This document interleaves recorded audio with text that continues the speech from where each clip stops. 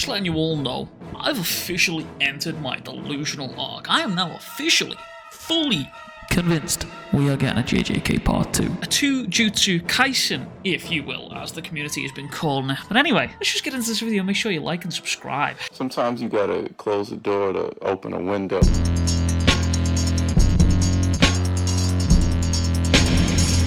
This chapter opens up with Megumi and Shoko paying their respects to Sumiki's grave. Gojo Copas? There's still hope. Possibly, maybe. Anyways, the two talk about how they're happy to have the grave look pretty for Sumiki in the afterlife, and Shoko mentions how that moron should have let her take care of Geto's body, basically. And this is kind of in reference to Gojo not getting rid of Geto's body, as Kenjaku mentioned way back when in Shibuya, which is honestly incredibly valid, because had Gojo just let Shoko do her thing here and give Geto a proper cremation, then there probably wouldn't have been all of this kind of chaos. Kenjaku wouldn't have never taken over the body, and we probably would have avoided a lot of the shit that's happened so far. The butterfly effect is fucking crazy. Anyway, Megumi gets called away on a mission here, and we cut over to Utahime and Guganji and Nita. I think it's Nita. I always get the names mixed up. Anyway, and this part right here is why I'm absolutely convinced we will get part 2. Say it with me. I am a coper, not a crackhead, I promise you. Anyway, we're told that Tengen's previously consumed remains were found among Sukuna's remains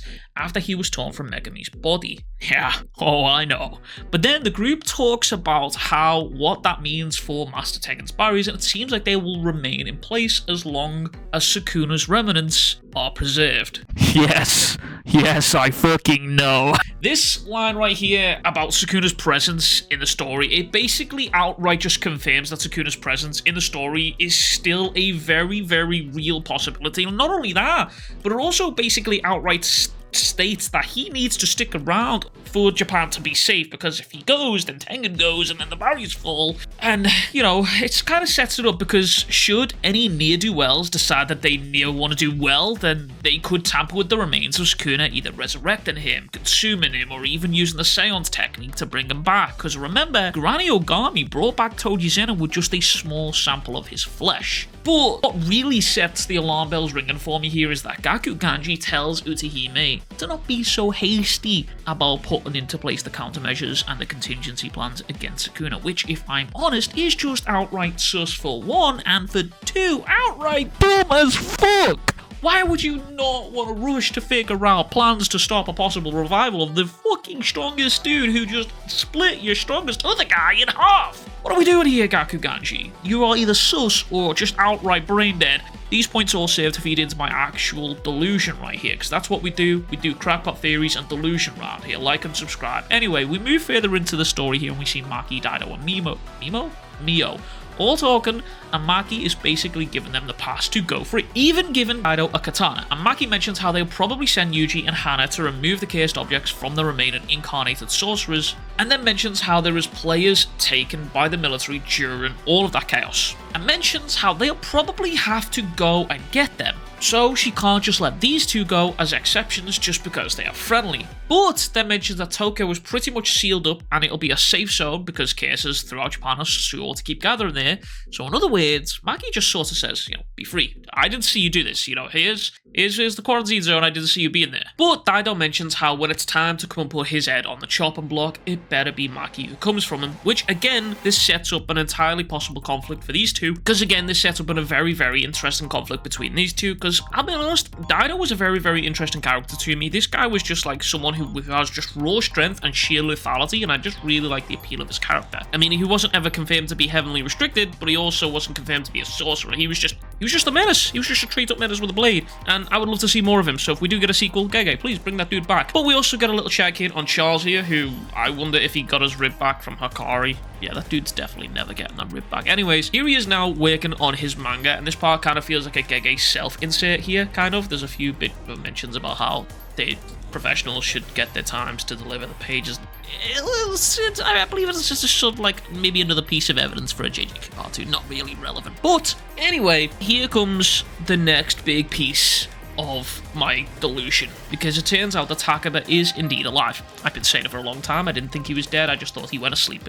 Nothing about his final fight with Kenjaku there screamed to me that he was dead. Anyway, on top of that, he is discussing comedy with a dude whose face Gege purposefully hides and looks startlingly like Kenjaku's Geto. The hairstyle is the exact same. And again, much like the Sukuna stuff, Gege leaves it very, very wide open for a possible revival of Kenjaku or Sukuna, but I'd also be willing to bet that Kenjaku had plans, backups, just in case of his untimely death. This dude was just a planning merchant, he was just a mastermind. Perhaps maybe a bind of vow and a cursed object of himself, similar to the Sumiki type beat, who only awoke once Kenjaku broke the shield just after Shibuya. It could be that Kenjaku set a bind and vow with a cursed object of his soul, like he's taught Sukuna to do, and that thing should awaken in the event of his death. That comes to pass. However, it doesn't seem to make sense as to why Takara is talking to him as normal, if it is Kenjaku or Geto.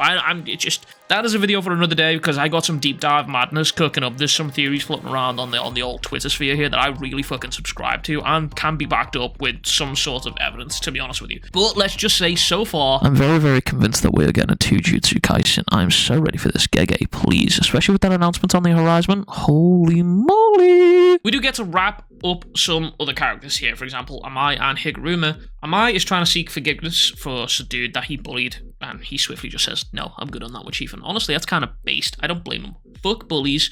Don't be a bully. Anyway, Higuruma does also get the pass for murdering some folk here, which Higuruma mentions is likely pressure from the top brass. And mentions how he's probably going to be worked to the bone as a sorcerer now, because if you remember, Higuruma's introduction was him gaining his powers and starting a retrial by seemingly killing the judge who was, like, dismissing the trial. It's kind of implied that he just fucking murks that dude there and then. This chapter so far feels genuinely really fucking refreshing to see all the characters interacting and talking amongst themselves and to other people who have had influences on their stories. It feels like Gege is not only wrapping things up, but also seemingly setting things up for the future, or just leaving it open. Honestly, I'm gonna go crazy. This chapter is actually doing severe damage to my mental health. Anyway, we get a whole little interaction here between Megumi and Hana, and honestly, this is a really fucking wholesome one, because it turns out that Megumi actually apologizes for his actions while Sukuna was in control of his body, and he wants to take responsibility for them, and he offers to be Hana's right-hand man, essentially.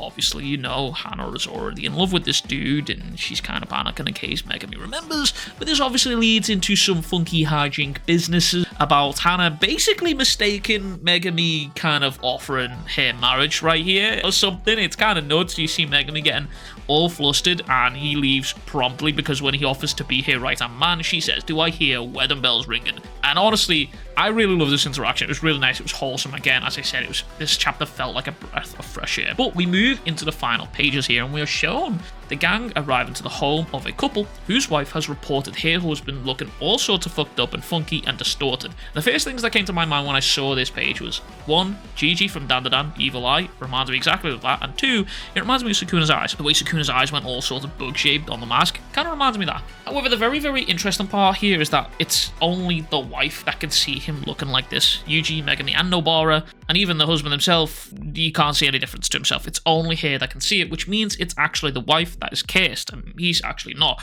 But this leads into some speculation that it may or may not be a curse user, which could also be a semi-grade 1 spirit or curse user. But basically, Yuji is saying that this is basically just some sort of curse user harassment, and that it'll be a piece of cake for them three to handle. And that remark right there, it's remarks like that that really make me think everything's gonna go very, very fucking wrong, especially considering this chapter is titled A Dream's End. I have so many questions about what Gege is plotting here, and to add the cherry on the cake here, there is an announcement being made next week about Jujutsu Kaisen's future, with an editor mentioning how there is still more to come. What that means, entirely up to you to interpret it. I'm going to choose to stick to my delusional self and say TwoJutsu Kaisen officially confirmed. It's not, but it could be. It is in my brain. That's my headcanon.